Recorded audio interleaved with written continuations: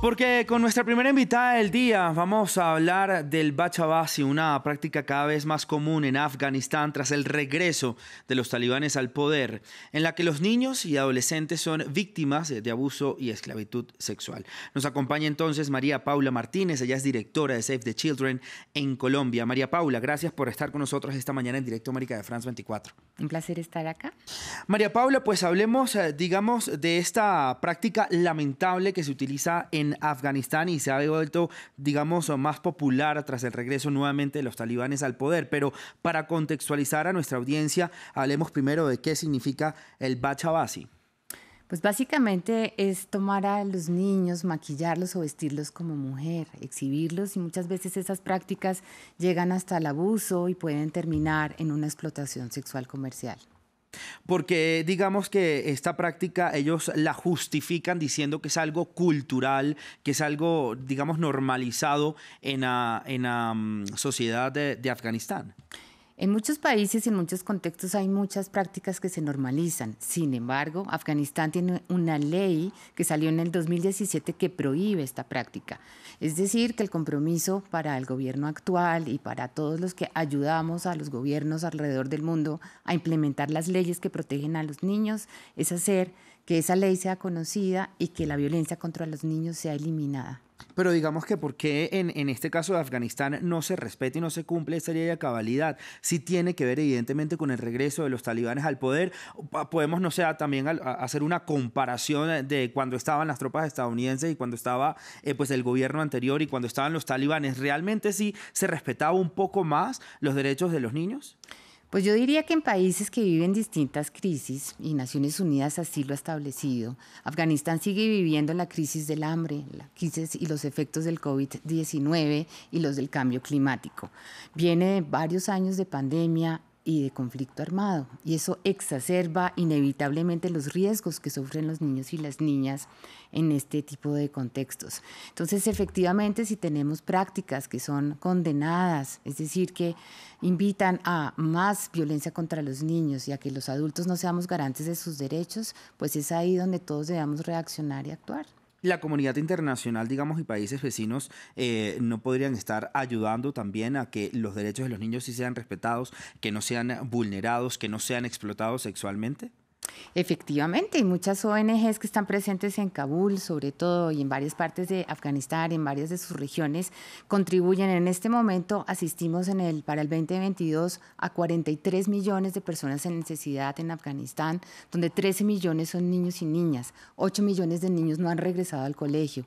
Entonces, todas las actividades que hacemos muchos de nosotros para hacer que la educación comunitaria se siga dando, para fortalecer los sistemas de protección en varios de los estados y regiones de Afganistán, y en que la sociedad en general, tanto de los países vecinos como interna dentro de Afganistán, entienda que la oportunidad de invertir en los niños es ahora y para siempre, pues es el gran legado que vamos a dejar como comunidad internacional en ese tipo de contextos. María Paula, le pregunto qué tan difícil es trabajar en países como Afganistán en pro del bienestar de los niños, ¿no? O sea, no sé si a lo mejor ustedes como la organización Save the Children han tenido algún tipo de acercamiento con los talibanes ahora en el poder para poder trabajar, para poder ayudarlos más allá de lo que ocurre en la sociedad como lo tocamos el término de los Bachabasi.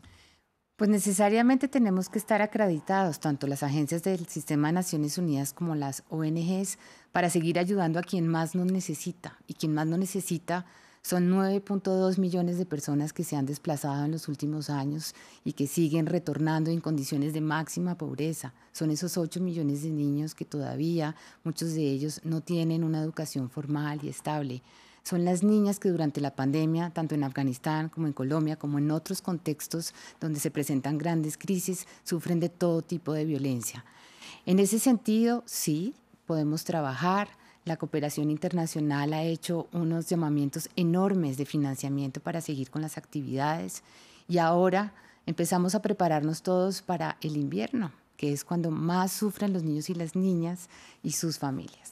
Digamos, cuando los derechos de los niños se ven vulnerados, sobre todo en la parte de una explotación sexual, ¿cómo trabajar a esos niños para que realmente tengan una vida dentro de lo que cabe, pues plena, y poder superar estos abusos y esta vulneración de sus derechos? ¿Cómo trabaja, digamos, la organización, en este caso Save the Children, para poder salvarlos, rescatarlos de estas prácticas abusivas? Pues lo primero y alrededor del mundo es la conciencia que todos los niños tienen de sus derechos.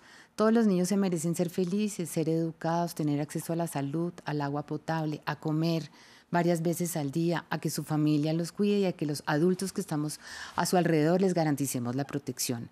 En esa medida, en nuestros espacios amigables, en nuestros espacios protectores, en todas nuestras actividades que hacemos de educación comunitaria, le damos el espacio a los niños para que ellos entiendan cuáles son sus derechos y si están en capacidad de reclamarlos, lo hagan.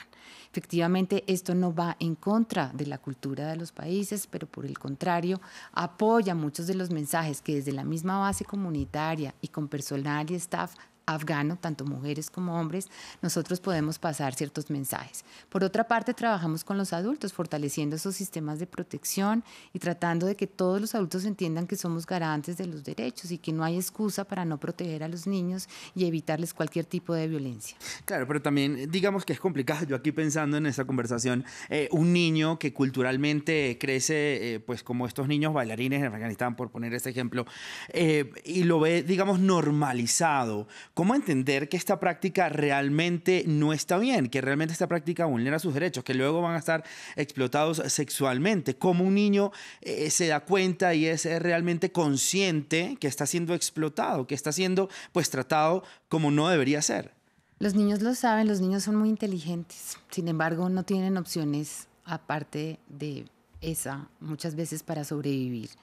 Cuando muchos niños son metidos en dinámicas de trata de personas, de explotación sexual comercial, es porque el abuso de sus familias, la falta de amor, la falta de cuidado o la necesidad de llevar comida a su casa los han llevado a este tipo de prácticas.